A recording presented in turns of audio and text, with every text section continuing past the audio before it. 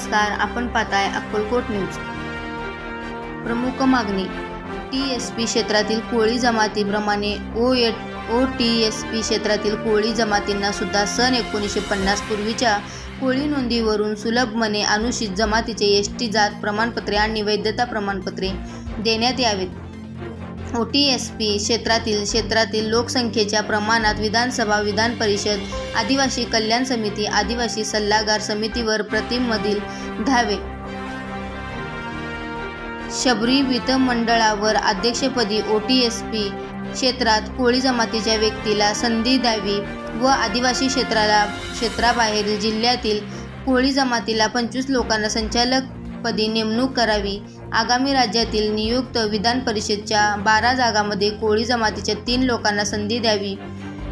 जात पडताळणी समितीला अर्धन्यायिक दर्जा असल्याने समितीचे कामकाज विधिन्याय विभागांतर्गत व्हावे। आदिवासी विभाग हस्तक्षेप थांबवावा।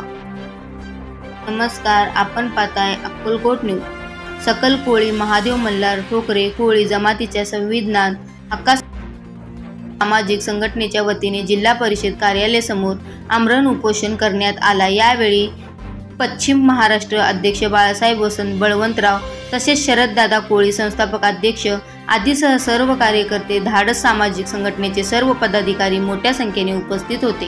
प्रमाणपत्रासाठी आम्हाला हेलपाटे मारायला लावायचे, आमचा खर्च करायचा, परत फेटाळायचं आणि परत हायकोर्टात गेले की हायकोर्ट आम्हाला वैधता प्रमाणपत्र द्या म्हणून आदेश देते। मग आतापर्यंत आमचा समाज बांधव असेल किंवा आमची आदिवासी कोळी जमात असेल हे जास्त सुशिक्षित नसल्यामुळं आतापर्यंत आम्ही अन्याय सहन केलाय। पण आता महाराष्ट्रातील सर्व अन्यायग्रस्त भागातील तरुण आम्ही जागरूक झालेला आहे। याच्या पुढे सरकारचं आम्ही खपवून घेणार नाही। आणि दुसरी एक गोष्ट, सोलापूर जिल्ह्यामध्ये आदिवासी कोळी बांधवांची संख्या मोठ्या प्रमाणात आहे। इथल्या 11 तालुक्यामध्ये प्रत्येकी तालुक्यामध्ये कमीत कमी 20,000च्या पुढे 40 ते 50,000च्या पर्यंत आमची निर्णायक मतदान आहेत। त्यामुळे आता या सत्ताधारी आमदारांना बी आमचं सांगणं आहे, तुम्ही जर लवकरात लवकर आचारसंहिता लागायच्या आधी जर मुख्यमंत्र्यांसोबत मीटिंग लावून आमच्या प्रश्नासंदर्भात अधिकृत परिपत्रक काढत नाही, जर तुम्ही असं नाही केलं, येणाऱ्या विधानसभेमध्ये आम्ही परवा म्हणल्यासारखं 70 आमदार पाडणार। या भूमिकेवर अजून बी कोळी समाज ठाम आहे, तेवढं आम्ही करून दाखवणार आहे।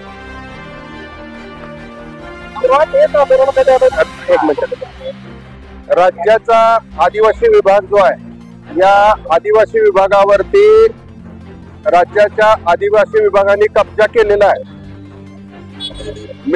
राज्य शासनाला मला विचारायचं आहे, आदिवासी क्षेत्रामध्ये फक्त 2011च्या जनगणनेनुसार 43 लाखच आदिवासी राहतात आणि 12 ते 13 जमातीचे लोक राहतात। 12 ते 13 जमातीच्या लोकांसाठी आणि फक्त 5 जिल्ह्यासाठी 25 आमदार कसे? राज्य शासनाने मला उत्तर द्यायचं आहे। 5 जिल्ह्यासाठी 25 आमदार आणि 43 लाख लोकांसाठी 9.35% फंड कसा? आमची लोकसंख्या गृहीत धरून फंड घेतलाय, आमची लोकसंख्या गृहीत धरून आमदार घेतलेत। आम्हाला जात प्रमाणपत्र तुम्ही दिलं पाहिजे। जात प्रमाणपत्र पडताळणी समितीवरती 25 आमदार, त्यामध्ये नरहरी जिरवळ असतील, मंजुळा गावित असतील, विजयकुमार गावित असतील, यांनी कब्जा केलेला आहे।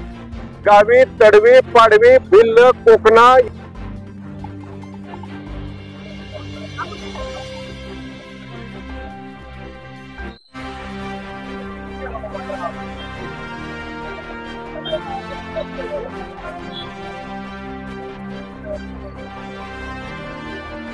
आणि उपमुख्यमंत्री देवेंद्र फडणवीस यांनी आदिवासी विभागामध्ये हस्तक्षेप केला पाहिजे।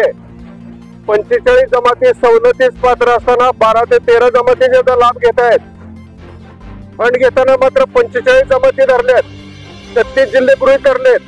फंड घेताना आमदार निश्चित करताना 36 जिल्ह्यातील लोकसंख्या गृहीत धरलेली आहे आणि फक्त न्याय देताना मात्र 5 जिल्ह्यातले फक्त आदिवासी याचा लाभ, 12 ते 13 जमातीचे आदिवासी याचा लाभ घेत आहेत। हा अन्याय शासनाने थांबवला पाहिजे।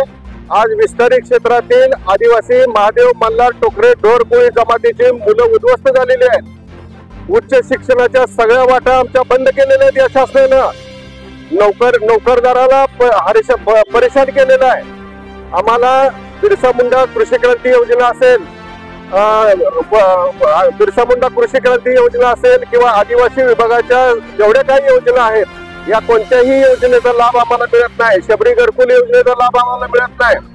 सोलापूर या ठिकाणी एकात्मिक आदिवासी प्रकल्प कार्यालय आहे, तो या चालू वर्षाचा 2,28,00,000 रुपयाचा निधी येऊन पडलेला आहे.